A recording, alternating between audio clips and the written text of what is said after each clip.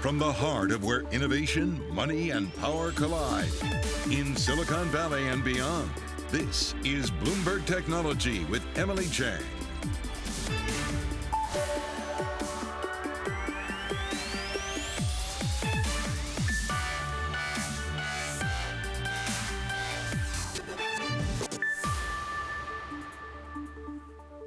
I'm Emily Chang in San Francisco, and this is Bloomberg Technology. Coming up in the next hour, crude cyber attack. Hackers go after the largest U.S. fuel pipeline, freezing fuel shipments to large swaths of the country.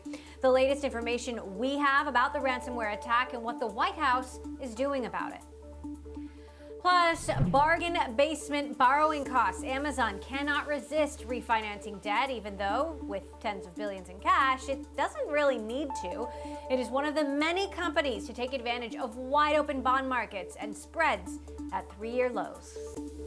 And it's a hustle. The Doge father himself, Elon Musk, takes a deep dive on Dogecoin on Saturday Night Live. But was he joking or was he serious when he called the Doge a hustle? We'll discuss.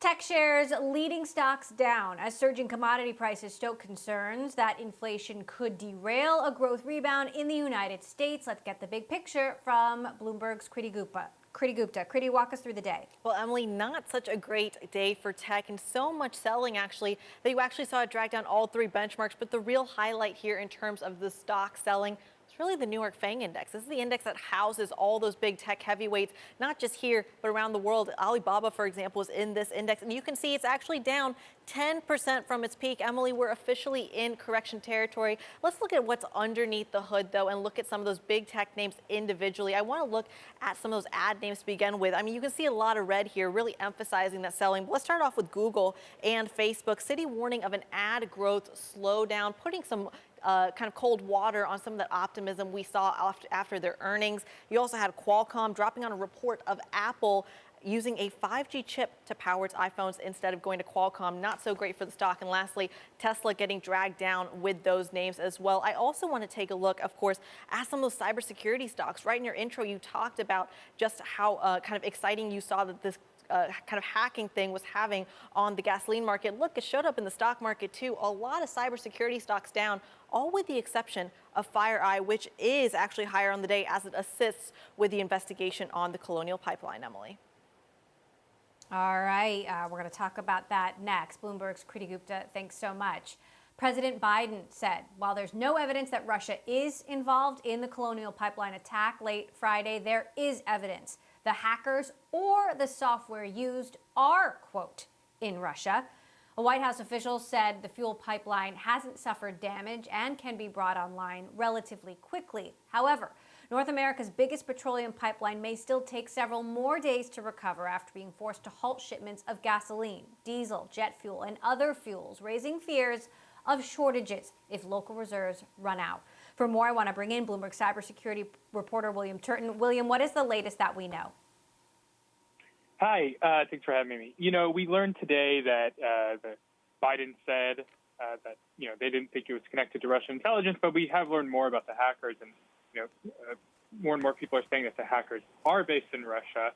But we still don't know, what the status of the ransom negotiations is. But, we reported this weekend that in addition to locking up computers, the hackers also stole nearly 100 gigabytes of data, which is becoming increasingly common in ransomware events like this, where not only will they lock up your computers and demand a ransom, but they'll steal sensitive data and threaten to leak that data publicly if you don't pay a ransom. So we don't know if they've paid that ransom yet at all. Is that correct? That's correct. We don't know if they have, if they will, or what the ransom amount is. The hackers kind of seem to have made a massive strategic error here in that, they have attracted the ire of the full force of the U.S. government now by shutting down this pipeline. So I think, as we saw in a statement from the hackers this morning, they're quickly trying to backtrack and may be regretting what they've done. So talk to us a little bit about attribution here. This group, the dark side, out of Eastern Europe. What do we know about them and why they might do something like this? So these groups are primarily financially motivated. There's a kind of blurred line between these criminal groups in Eastern Europe and Russia and the intelligence services there. Just because that's true, that doesn't mean they're always cooperating together, but they're, cybersecurity sources will say that they sometimes do collaborate. They're a relatively new group on the scene, but I think everyone acknowledges that they're pretty advanced. They're able to go after kind of big game, if you will, and their ransomware is comparable to that of other groups. The government, meantime, is still dealing with the fallout from SolarWinds and the Microsoft Exchange hack, and now this. What can the White House do at this point? That's a great question because there's, I think the government could invest more in cybersecurity, but they found it really hard to deter groups like this. And let's say, even if you manage to deter groups like this and you improve cybersecurity, a law of cybersecurity is just that, nothing is unhackable. It just doesn't exist. Even with the best efforts being put forth, All right, William Turton there. Sounds like William, we just lost him. But we've got another special guest here to talk about this. General Keith Alexander, founder and chair at IronNet Cybersecurity. General Alexander, of course, served as the director of the National Security Agency, commander of U.S. Cyber Command, among other notable roles in protecting our country. So, General, we were talking to William there about what the White House, what more the government could do at this moment, having been in that position. What can they do at this point? What are they doing right now behind the scenes? So I think the biggest thing that they can do, and what we need to do as a nation, is we need to figure out how to work together between the public and the private sector. The government's job, specifically the Defense Department and Cyber Command, is to defend the country from attacks. But they can't see those attacks in time to do something about it. As a consequence, it's incident response. That's too late. So we need to build, in my words, a radar picture, an air traffic control picture of attacks coming into our country from the private sector side in an anonymized way that can be shared with the government so they can respond. This is really important because I think our nation is going to be continuously tested in this space. As you mentioned, SolarWinds, you look at the Microsoft hack, you see a number of different attacks by China and by Russia and by groups like DarkSide that are hitting us with ransomware. Yet right now, every company is defending itself. That's crazy. We have to work together like a radar picture, show the government what's coming after us, and allow the government the opportunity to defend this country. We've got to get good at it because— So when you look— Go ahead. When you look at this hack, what do you see here? What is at stake? And does this look different than other ransomware attacks to you? Well, it's interesting listening to what Mike said. I kind of agree with him on parts of it. I think they went after this, seeing it as a target. They got in, probably through phishing. They got in, they spread throughout that. They grabbed information, they brought it back, and they thought, ooh, this is a lucrative target. I think they underestimated how big a target this would be for our nation. And as a consequence, they probably put themselves into an area where they now will be aggressively pursued by the FBI and others. So that, I think, was overseen. The issue you brought up with them, though, Russian involvement. Almost for sure, some of these folks came out of Russian hacker groups, GRU, SVR, something like that. They're moonlighting or they're already out. But if they're in Russia working this, the government almost for sure knows what they're doing. So this is something where we have to get out in front. We have to attribute and hold these people accountable. We need to make them pay a price if we're ever going to get this to stop. The only way to do that is to catch them in time to stop them. Do you have any indication here that there was any other motivation other than profit? For example, in the worst case, did they intend to blow up the pipeline, or are they just trying to make a buck? Well, I would say most probably just trying to make money off of two areas. Encrypt the data and make them pay for that, steal data and make them pay to get it back. So those two, they're going to get paid twice for this thing, or they're going to try to. It could be, if you step back, the question that you ask is one that deserves merit, something that has to be looked at. Is this being used as a test to see, can they get in? FireEye cleans it up. Can they maintain access even after the cleanup? And can they do something going from the IT system, which is what they've hit, over into the OT system? So I think this is a good place where the White House has actually done a good job in bringing this together as one of their 100-day things. Let's go after the energy sector, bring IT, OT together, and go after this, create that collective defense for the energy, the oil and gas, and others. So I think that's the right approach that the White House has, but we have to go beyond that, in my opinion. It does make you think about the worst case scenario when a company that's using computers connected to the internet does something as important as transports fuel. What is the worst case scenario in your view? Well, I mean, shutting down the network that they have is, about as bad. Could they do things to the industrial control systems, the concern the government has and why they're putting a focus on it? Absolutely want to do that. I'll tell you my experience. The energy sector at large, and I deal with a number of them, they are laser focused on defending the grid and other parts of our sector. I am singularly impressed with the CEOs of many of these companies leaning forward and say, we'll work together to defend this nation and we'll share that with the government. So they've got the right approach. We got to help them cross that bridge from the private sector to the public sector to actually do that. Bad things can happen for sure. You see that in hospitals, industrial control systems. It could be the same in the energy, oil and gas, and others. But I am impressed with the way the energy sector and the oil and gas are working. But they can't do it by themselves. And that's today what's happening. Every company out there is defending itself, and it can't get that information to the government in time for the government to help stop it. We've got to change that way we're doing business. It's got to change. Real-time collective defense, I think, is the future for cybersecurity. So let's talk about then the Colonial Pipeline itself. They're saying they should be able to get back online by the end of the week. We don't know yet if they've paid this ransom. What approach should they take? Should they pay? Do you know if they've paid? And how long after that does it normally take for a ransomware victim to get back online? Well, so what they're going through is they have to go through all the systems that were infected, rebuild those systems, clean them out, clean all the malware out. FireEye, Mandiant portion of FireEye, I'm sure Kevin Mandy and his teams are all over this. They're great at that and of doing this together.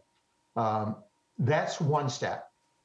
I think they won't pay, but I don't know that for sure. I think that they're in cleaning up and they will do that. And then the second question is, what about that 100 gigabytes of data? What do they do about that? That was stolen and it could be given out. And I think, again, I don't know if they're going to pay or not. I think they'd be reluctant to pay. I think that's where our government's got to step in and help Colonial. They're a victim here.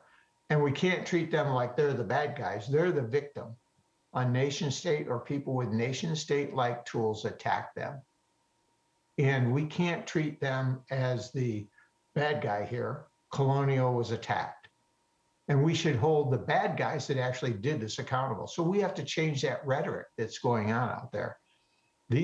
Colonial is a victim, and our country should not stand for it.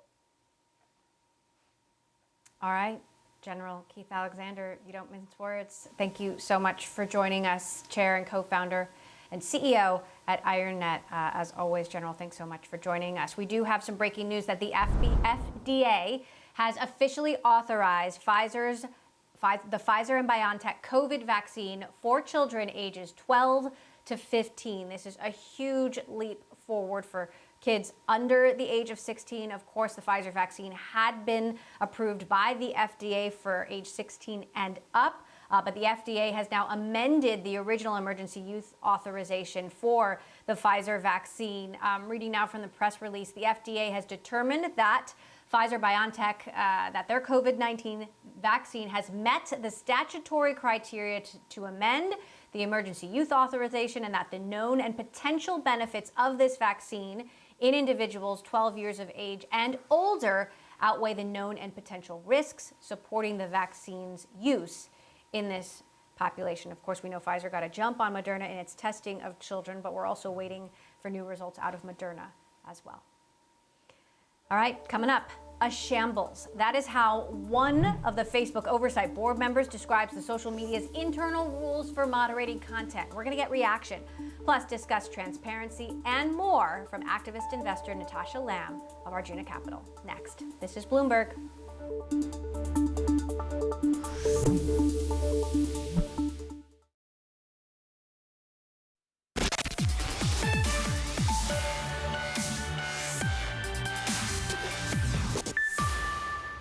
They needed some time because their rules are a shambles. They are not transparent, they are unclear, they're internally inconsistent.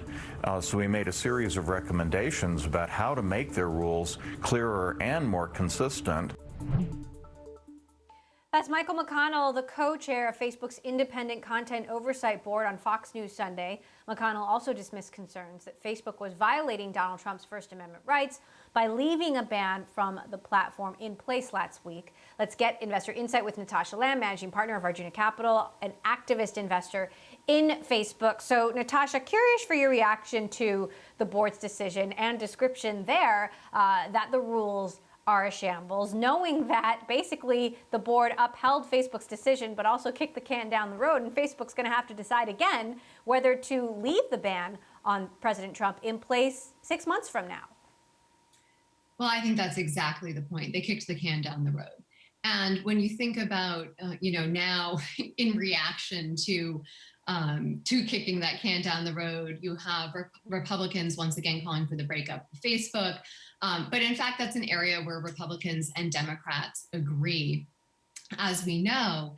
And so, when I look at this, I look at it from the perspective as an investor and try to address the root cause of why content on Facebook is so problematic versus the Supreme Court or the Oversight Board, which appears to me to be a band-aid solution where you've already created the problem and then you're trying to address it at the end of the pipe. So we look at Facebook and Facebook is too big, and it's proven that it cannot effectively manage a platform with 3.4 billion users between all of its platforms. Two, its ad revenue is driven by algorithms, and this gets to the root cause, that are designed to propagate the most provocative content. So that drives, when you see hate speech, when you see disinformation about the elections, those algorithms are driving that provocative content and creating public policy risk in the meantime. And then three, the company is poorly governed. And we've been saying this for a long time. And it's not just because Zuckerberg is the CEO and the chair of the board, and which doesn't make sense from a governance standpoint, but we really think that the expertise that is necessary for this company is absent from the board, which is a human and civil rights expert on the actual board. So, we're asking again for that this spring at the annual meeting. So what you get here with the oversight committee is this, they end up tossing around the political hot potato of whether Trump can come back on the platform or not. And I just don't think that's where we need to be. Meantime, you have 44 attorneys general urging Mark Zuckerberg not to release a version of Instagram for kids. This is something that they had announced they were planning to do earlier this year, got a mixed reaction. What's your reaction to that reaction? I wonder, is this cool or is this a parent's worst nightmare? Oh my God. I mean, I'm a mother of a 10 and an 8-year-old, and I'm constantly trying to get them away from screens for one thing, because it's not good for them. And I don't think anybody has seen any data that shows that social media use improves the well-being of children, the emotional well-being of children, certainly not for teenagers, where we know it sets them up for predation, it sets them up for bullying, it sets them up for anxiety, for increased suicides.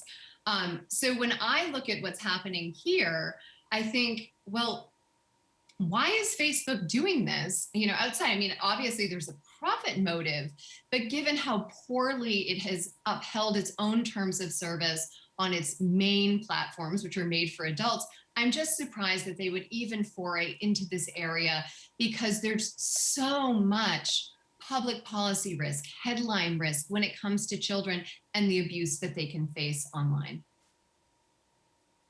Meantime, Natasha, we are doing this big special on the technology, biotechnology ecosystem in Boston and how that's grown, especially in light of the pandemic, where you have Pfizer and Moderna both headquartered in Boston. You are based in Boston. Talk to us about how the recovery is going from your perspective there, and where you see potentially unequal recovery happening.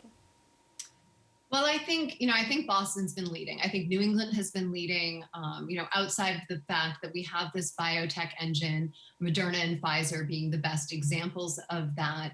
Our population has been less vaccine hesitant.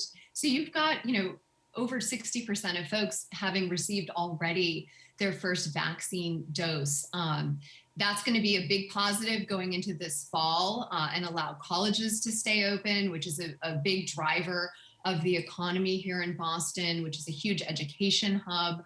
When I look at the pandemic and how folks have reacted here and elsewhere across the country, but when I think about here, and having to work remotely this year, I used to have a 3-hour commute. So, and if you know anything about commuting in Boston, it's the worst. It's literally the worst traffic in the United States, because those roads were designed for horse and buggies. There's not a lot of space for new infrastructure.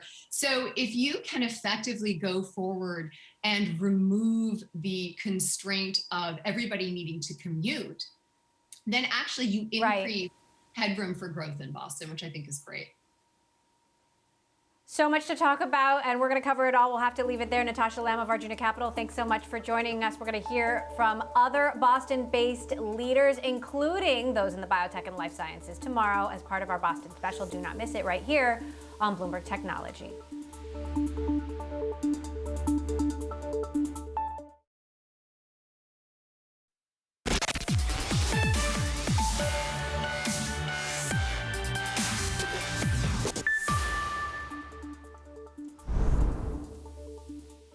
All right, Pfizer again authorizing it, the FDA again authorizing the Pfizer-BioNTech COVID vaccine for kids aged 12 to 15. This is a huge milestone. Now, kids as old as 12 can get the vaccine. We'll have more after this break.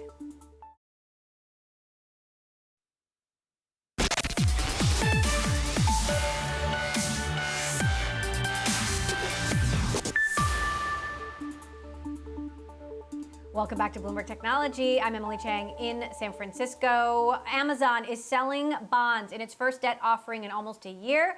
Bloomberg has learned the online retail giant is issuing debt in 8 parts, the longest portion, a 40-year security. Amazon will use the proceeds to refinance debt and buy back stock. For more, I want to bring in Bloomberg's Kriti Gupta. Kriti, talk to us about the details. What do we know about the bond sale so far? Well, Emily, $18.5 billion. That's how much debt they're actually issuing here. And Amazon coming up on a really important time frame here, because this has really, when you're seeing a lot of issuers come forward, you can just look at the structure behind. It's mostly equity that makes up its capital structure, which is why this debt sale is so important. And of course, extremely important, because Amazon is one of those companies that not only has a high rating, but has a scarcity of bonds. And that's really helped some of its borrowing costs. You've already seen some of the pricing on its 40-year tranche drop down from the 115 basis point spread over treasuries down to 95 basis points. In very simple terms, that just means there's very high demand for these bonds, Emily. So why now? I mean, obviously Amazon has a lot of cash. What makes now the right time to do this? It's pretty simple because it can. That's a really simple answer for a really important thing here that you are seeing with a lot of investment grade issuers. Now, if you look inside my terminal right here, you can really see that when it comes to investment grade issuance, it's kind of seen it get lag a little bit behind high grade issuance junk bond issuance. And what that really means here is this idea that a lot of people, a lot of big companies were really trying to get more cash, raising more debt in 2020 when some of the revenue streams were under a lot of pressure. So now it's really a question of, well, you're seeing the economy reopen, you're seeing those revenues come back, but you are also seeing ultra low interest rates. So why not issue those bonds and try to capitalize on that low interest rate environment, as Amazon is doing just that? Well, we are coming out now of earnings season, just another week left. Are we going to see other companies, other big tech companies, take advantage of this? It's very possible. And the thing here, Emily, is that they don't actually need to take advantage of this. They're not in a cash crunch, unlike some of the other kind of struggling sectors. They have these massive cash cushions that they're already relying on. So to see this actually come out, you could see Amazon really set the lead for not only other tech companies, but other major firms, whether it's financials, whether it's retailers. Really, the bigger the company, the more reason actually to issue bonds now. And this is really coming on the idea that we could be around an environment where you start to see rates increase. So despite that sensitivity to rates, they could be setting quite the trend here. All right, Bloomberg's Kriti Gupta, thanks so much for breaking that down. Continuing our discussion of Amazon, what was once, of course, just an online bookstore with low odds of success has grown into one of the most powerful and feared entities in the global economy. Brad Stone, our senior executive editor for Bloomberg's global tech coverage, brings us an unvarnished picture of Amazon's unprecedented growth and its billionaire founder in Amazon Unbound, Jeff Bezos, and the invention of a global empire. Brad joins us now from San Francisco. So Brad, big week for you. This is your second book about Amazon. And obviously, as we just discussed, this is a company that continues to surprise us every day. What is it that you wanted to accomplish in another book about this company? Well, Emily, I think we spoke at the end of 2017 as I was starting on this journey. And even back then, I just felt like it was important to update the Amazon story. I wrote the Everything Store back in 2012. It was a smaller company. It was the Kindle company. Today, it's the Alexa company and the cloud company and doing so much more. But while I was researching the book, so much else happened, right? There was Jeff Bezos' personal journey. There was the whole antitrust scrutiny into the big tech companies and Amazon. You had Amazon's navigating of the pandemic and becoming a lifeline for millions of customers around the world. And so, what I set out to do was not just update the history, but allow people to understand this company. It's not as simple as a lot of Amazon critics or regulators want to make it out to be. In some ways, it operates in very competitive industries, but it is worthy of scrutiny. And in the book, I try to get into, what its tactics are and maybe what some of its anti-competitive tactics are and why it's worthy of really understanding it. You talk about so many of Amazon's moonshots, and I've just got a chapter left. Thank you for my advanced copy. But going from Alexa to buying Whole Foods to building AWS to Blue Origin, and the one thing that really stood out to me was that all of these things were really Jeff Bezos's idea, and he alone from the very beginning was pushing these moonshot projects that many people told him weren't good ideas to start, and ultimately he and the company made it happen. That seems to be somewhat of a theme, Brad. Yes and no. Certainly Alexa springs almost fully formed from his brain. He sends an email to his top executives. We should build a $20 computer whose brains are in the cloud that should be controlled by your voice. Certainly the Fire Phone was his idea. That was kind of a debacle. Amazon's push into movies and TV shows and bringing that into Prime, that's his idea.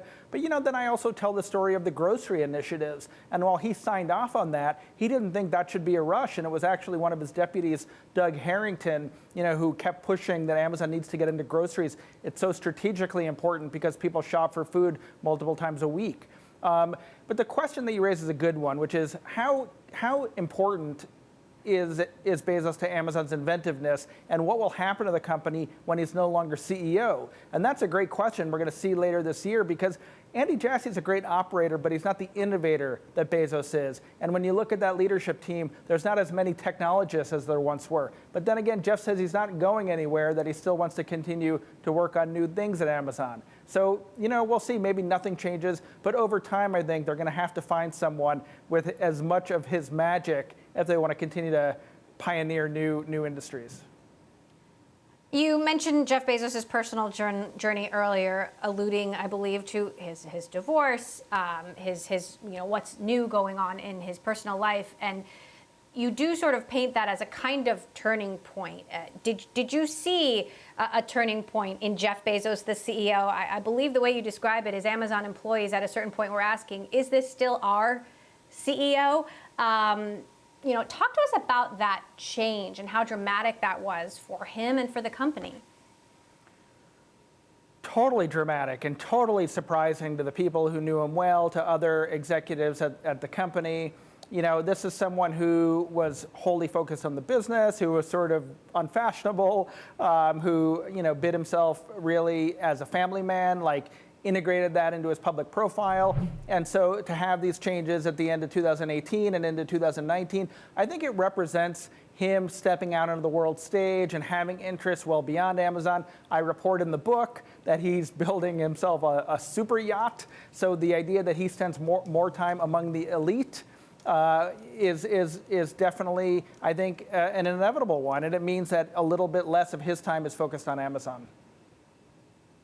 So what is the future of the company without Jeff Bezos as it runs into potentially massive antitrust battles, concerns from its workers? Are they getting paid enough? Are they being treated well enough? How do you see Amazon battling all of these different fronts?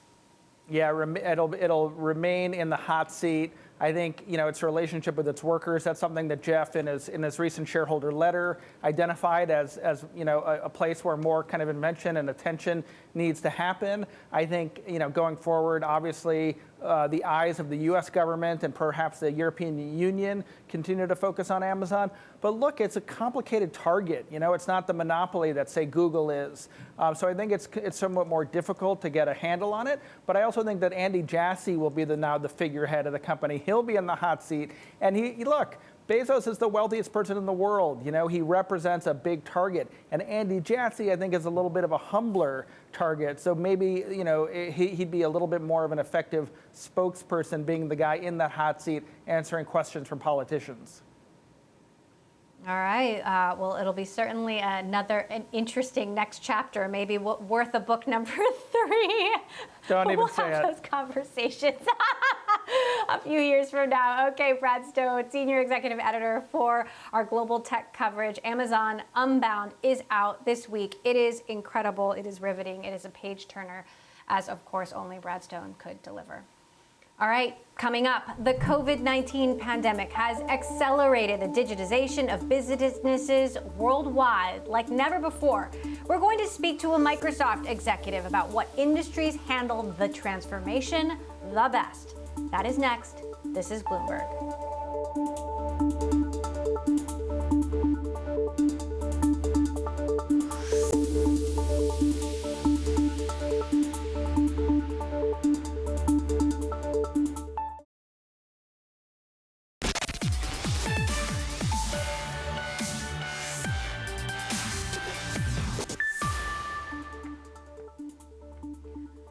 A new report by the Economist Intelligence Unit commissioned by Microsoft finds 72% of businesses in multiple sectors claim the pandemic has accelerated their industry's pace of transformation in unprecedented ways. This as companies around the world prepare for a gradual return to work as vaccinations ramp up.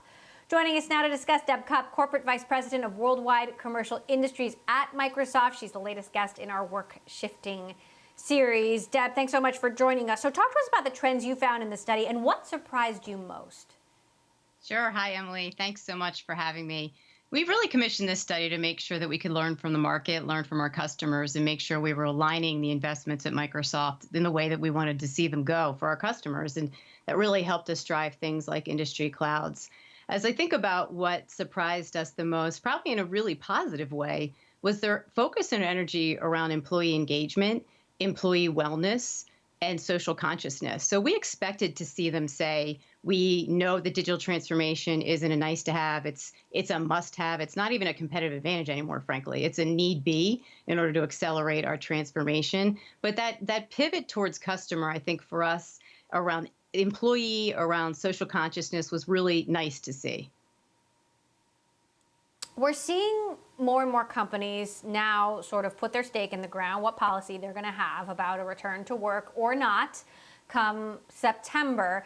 Google, made a sort of abrupt turn. It seemed like they were going to take a more traditional route and ask for everyone to come back to the office. Now they are allowing employees to work remotely indefinitely. Do you feel there is one right way to go? I don't. I think this is very cultural. So as you go from company to company, I think the key is actually just to have a plan, that you make sure that you're clear about what you want as an organization, that you take employee feedback. We mostly expect a hybrid work environment. So really what we're driving towards with our customers is to think about how they use technology to enable that environment, how you manage both work from home and work in the office, and things like Microsoft Teams and collaboration tools allow our customers to do that more. So I think I would advise just that we are thinking about a plan and make sure that you're really clear in getting employee feedback when you're putting that plan together.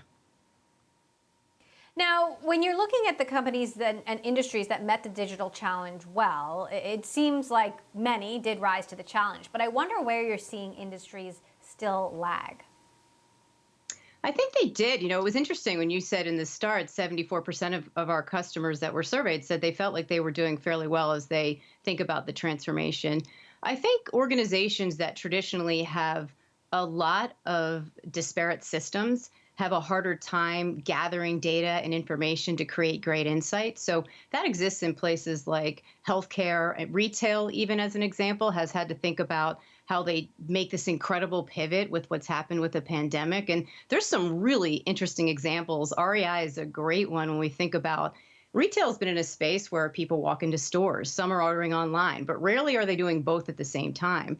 And the pandemic has driven these customers to say, I've got to be ready to take orders via technology. I got to be able to deliver curbside. And REI is a great example of a customer who's been able to not only deliver on that, but also expand from an innovation perspective. So they're now doing virtual shopping, and they're creating these opportunities where you can fix bikes online or assemble them online. You can even fit your hiking boots. So where we see really interesting opportunities is where they take the challenge and they actually pivot it towards acceleration of their capability. Meantime, we've been covering this Colonial Pipeline ransomware attack through the weekend. It's terrifying. We're talking about large swaths of the country that could be without fuel if things don't get under control. I know Microsoft, of course, has many cyber defense initiatives. But talk to us about the risks of companies being increasingly digitized when the cyber attackers always seem to be 1, if not 10 steps ahead.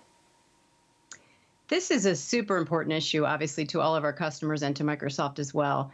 And we deeply care about security. So when you think about the types of things that come forward for us, such as industry clouds, security, compliance, regulatory opportunities, privacy are all deeply embedded in the clouds that we release. So it's critically important. It has to be part of the plan that our customers put together when they think about what they're going to do from a cloud perspective. Deeply important to Microsoft and something we'll continue to focus on. So, we're in this transition point now where we're, coming out of a pandemic after going into one. And I wonder what you think we'll be talking about a year from now. How much of the world will have turned back to, the normal that we knew, or will it be a completely different world that is hard to predict? I don't personally think it's going to be a normal that we knew. I think that companies are going to continue to accelerate the transitions that they've started. I think they're all finding ways to innovate differently. I think the role of the employee continues to get more important, and to see companies react the way that they have, to say that we're deeply concerned about our employees and their well-being. I think we're going to see more of that. And at Microsoft, we're focused deeply on making sure that we create skilling opportunities for both employees and the world at large. We have some pretty incredible global skilling initiatives that have skilled 30 million people around the world. And we're going to push that even further with LinkedIn, thinking about how do we create the opportunity for people to really understand the skills that they have and share them so they have opportunities in the workforce. So I actually think it's going to take us more towards this environment where we are more technology enabled, we're creating more opportunities for employees, and we're also driving better social consciousness. And that was another piece that came out of the survey that we did, that everyone feels this role that is not just about them or their company. They recognize that they need to do more for the environment at large. And Mount Sinai is a super good example of that. I mean, they're using HoloLenses and Dynamics 365 to do remote surgeries in Uganda. And things like that are starting to come out because of the experiences that we had. So I tend to be an optimistic person, and I think that we're all going to orient around ways to continue to provide value and enable and empower people. Interesting. Well, we'll have to talk again a year from now, if not before, to check in on where we are. Deb Cup, Corporate Vice President of Worldwide Commercial Industries at Microsoft. Thanks, Deb, for joining us. Coming up, Elon Musk's appearance on Saturday Night Live this weekend didn't take Dogecoin to the moon. In fact, the fifth most valuable cryptocurrency retreated after his comments on Weekend Update. And that word, hustle. More next. This is Bloomberg.